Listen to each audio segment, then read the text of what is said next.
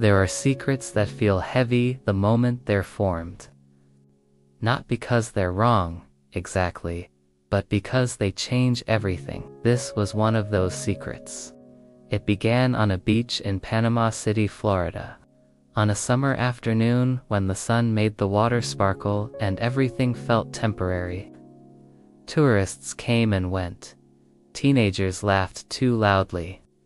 The world felt careless in the way it often does when you're young enough to believe nothing lasts. Evan was 13, barely old enough to understand consequences, old enough to remember every detail forever.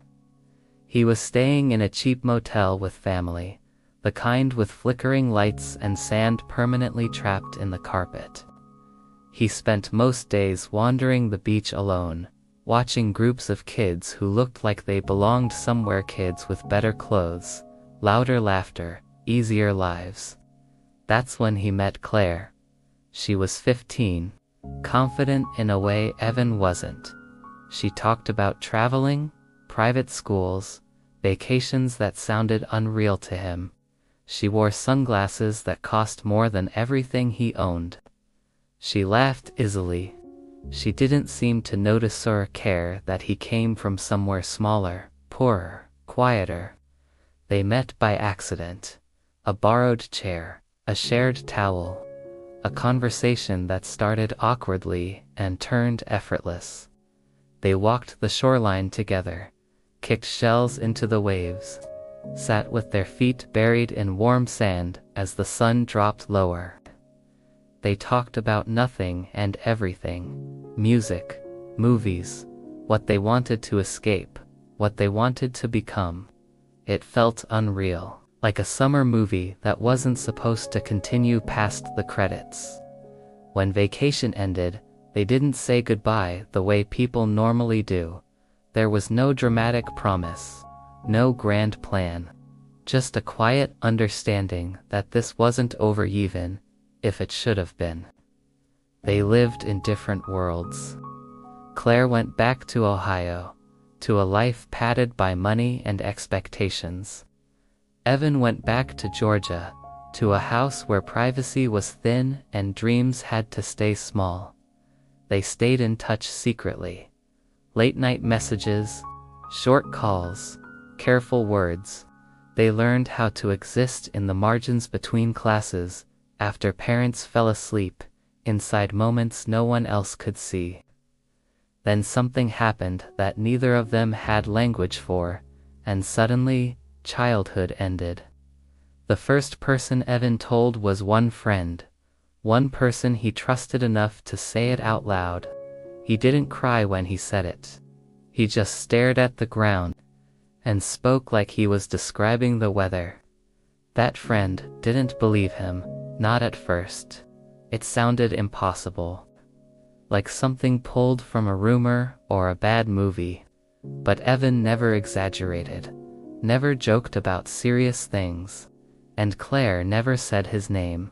Her family was powerful, connected, quietly efficient, the kind of people who make problems disappear without asking questions. She didn't say who the father was, and no one pushed. What followed wasn't public shame or scandal. It was silence. Claire vanished from her old life for a while. When she returned, she didn't talk about what had happened. People filled in the gaps with guesses they'd eventually forget. But Evan never forgot.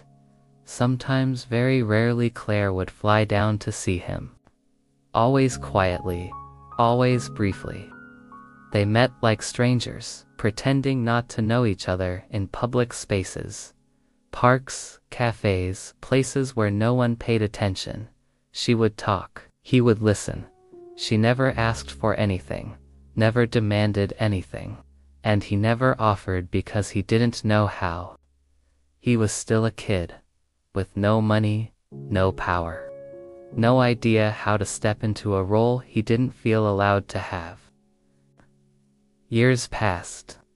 Evan grew up the way people with secrets often do, carefully. He avoided certain conversations, dodged questions about relationships, built walls he never explained. The friend who knew watched him become an adult, carrying something invisible and impossibly heavy.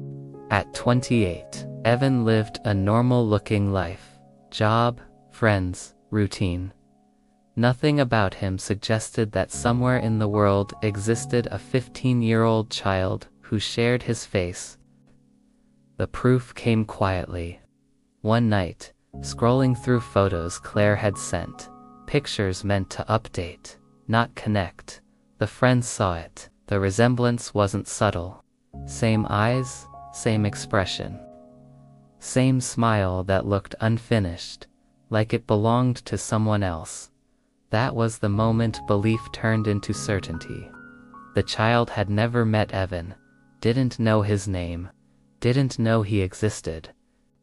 And Evan never asked to meet him. Not because he didn't care, but because he didn't believe he was allowed to. Sometimes, the friend would imagine the future. A knock on a door. A phone call that changed everything. What would happen if Evan died suddenly? Who would tell his parents that they had been grandparents for 15 years without knowing it? Who would explain that an entire life existed just beyond their awareness? The thought lingered like unfinished business. Some secrets don't explode. They simply wait. And maybe they always will. If this story touched you in any way, please don't forget to like and subscribe. Every single animation you see on this channel is inspired by a real-life moment. Real feelings, real lessons, real people. These aren't just cartoons. They're pieces of someone's life, brought to the screen to share a unique experience. If you want to see more true stories come to life through the magic of animation, then you're in the right place. Stick with us, because your support is what helps us continue to share these important voices that truly deserve to be heard. We're so grateful to have you here on this journey with us. Thanks for watching, and we'll see you in the next story.